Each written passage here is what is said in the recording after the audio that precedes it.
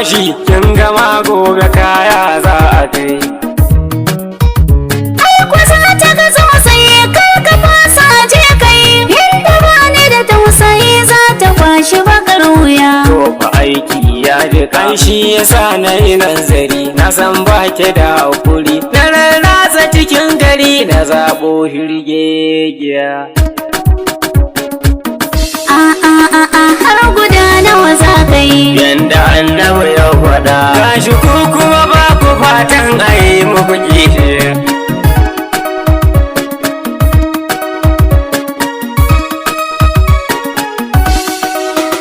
Mai gida ka tuna fa auren amana mu kai, kiran sunan kishiya yana sami da laulayi. Yanzu ma jina nake cikin mugun yanayi, ni da ai mini kishiya gara ai mini gogiya. In yi kwana 40 ina ya san rijiya. Dankali ke ce agogo sarkin aiki ashe, kuma sai kin ganta yar beauty daidai da ni, gashi ta ilimin muhammadiya da na zamani, kuma ta ce in akai bikin za ta kula da ni. Yanzu ma zazzabi take ni zan kai mata magani, hanzari fa nake ki bani hula ta in tafi.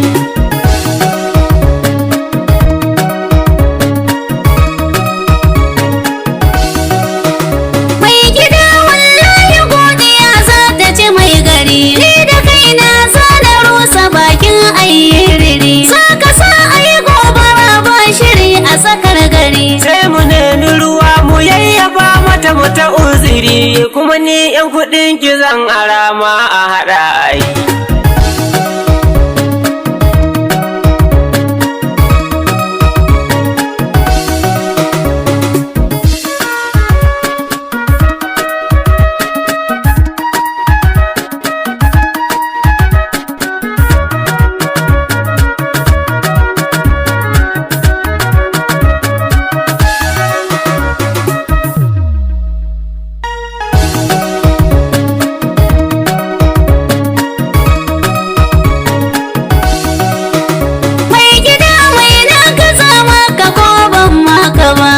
Ɗauki adashen ki ko sile baki bani ba. Ai suna nan adana su ne ban kashe abu ba. Za ki ɗauko to mu kirga su ko kuma na yi gaba, daga can kuma in wuce batun yi miki kishiya.